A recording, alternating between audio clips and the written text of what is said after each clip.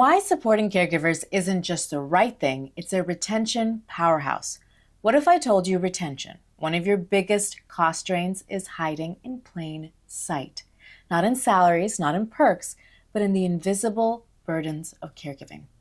Every time someone walks away, especially one of your top performers, you lose far more than just a seat. You lose institutional memory, morale, momentum. Supporting caregivers who are on your team isn't just compassion. It is a strategic retention lever. And if you've overlooked it so far, you're not alone. But your next move can change everything. If we haven't met, I'm Dr. Anna Thomas. I'm a physician, leadership speaker, caregiver advocate, and corporate wellness specialist. I help organizations strengthen their workforce and create workplaces where people and performance can thrive together. Even as we enter an era of AI, automation, and agentic teams, the future of work is still human. And that work is changing dramatically. But at the same time, employees are navigating complex personal and professional pressures that are only going to escalate in the coming years. For example, in the next 5, 10, 15 years, we will see an exponential increase in the number of older adults who will need caregiving support. Who will be providing that care? Working adults. Right now, 63 million Americans are caregivers. That's 1 in 4 adults, with more than half of them currently working full-time. Those numbers are expected to increase and will have a tremendous impact on our communities and, yes, even our workplaces. And caregiving is just one example of a personal stressor that will impact the workplace. Mental health, chronic illness, stress, and burnout are all on the rise, and the organizations that will thrive are those that lead with care, culture, awareness, resources, and empowerment. Care. Through this series, I share practical strategies, leadership tools, and insights to help you create cultures that support well-being, strengthen engagement, and retain top talent. If you'd like a clear starting point, then check out my free training, The Future of Work is Care. The link is below. And while you're there, be sure to like, subscribe, and share this with another leader who is ready to build a workplace that cares.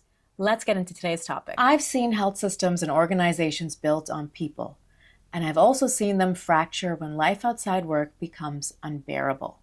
Retention problems, they rarely start at work. They start at home, in crises, and unseen stress, including caregiving.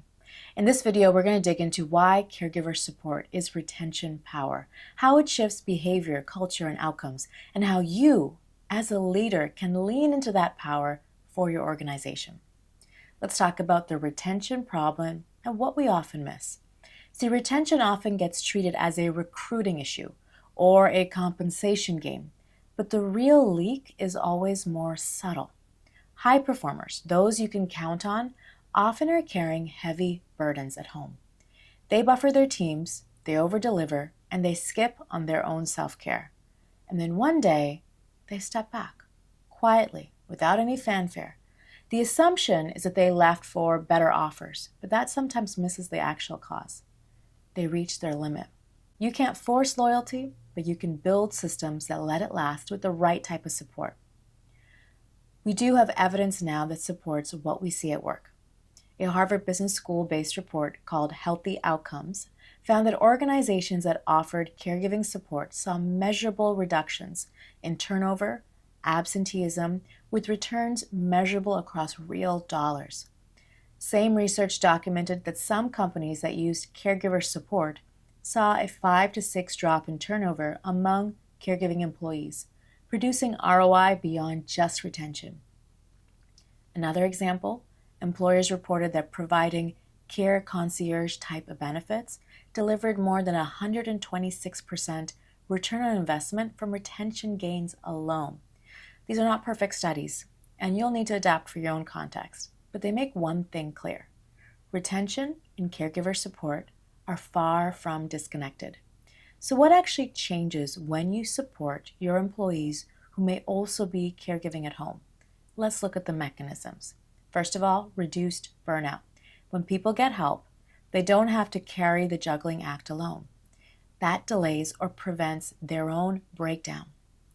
Second is psychological safety and trust. If someone feels seen and supported, they're less likely to walk out during difficult months. And third is consistency and predictability. When benefits flexibility, and trust align, people know that they can commit long term. The fourth is career continuity. When caregiving doesn't require that they have to step away, people stay in their trajectory rather than dropping out. And fifth are network effects. If your organization becomes known for caring, others stay because of identity and values, not just a paycheck. Retention isn't just about sticky contracts. It's about building loyalty through real, supportive experience. Let's talk about how to make it a retention tool.